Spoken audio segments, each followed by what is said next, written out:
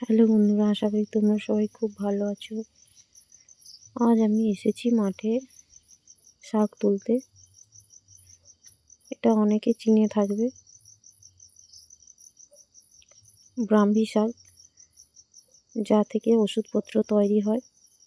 সেই কেমিক্যাল মেশানো ব্রিনোলিয়া আমরা না খেয়ে প্রাকৃতিক উপায়ে শাকটাকে রান্না করে খাবো, সেই রেসিপিটা তোমাদের সঙ্গে আমি শেয়ার করছি।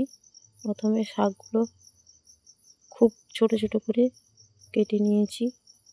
কেটে আমি শাকগুলোকে ভালো করে ধুয়ে নিচ্ছি। শাকগুলো ধোয়া হয়ে গেলে আমি এদিকে একটা উনুনে কড়াই বসিয়ে দেব। কড়াইতে অল্প পরিমাণ তেল দেব। তেলটা তেতে গেলে ওতে দুটো শুকনো লঙ্কা দেব। শুকনো লঙ্কাটা ভাজা হয়ে গেলে পেঁয়াজ কুচি দেব। পেঁয়াজ কুচি ভাজা হয়ে গেলে কেটে রাখা শাকগুলোকে দিয়ে ভালো করে নাড়ব এবং স্বাদ মতো লবণ এবং হলুদ গুঁড়ো দিয়ে দেব। এতে কোনো রকম জল দেব না। নাড়তে নাড়তেই ভাজা হয়ে যাবে। মুচমুচে করে ভেজে নিতে হবে। অল্প পরিমাণ লঙ্কার গুঁড়ো দিয়েছি। শাকে বেশি লঙ্কা ভালো লাগে না।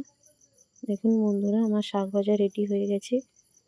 আপনারা এইভাবে শাকটাকে বাড়িতে বানিয়ে খাবেন। ধন্যবাদ আমার রেসিপি দেখা।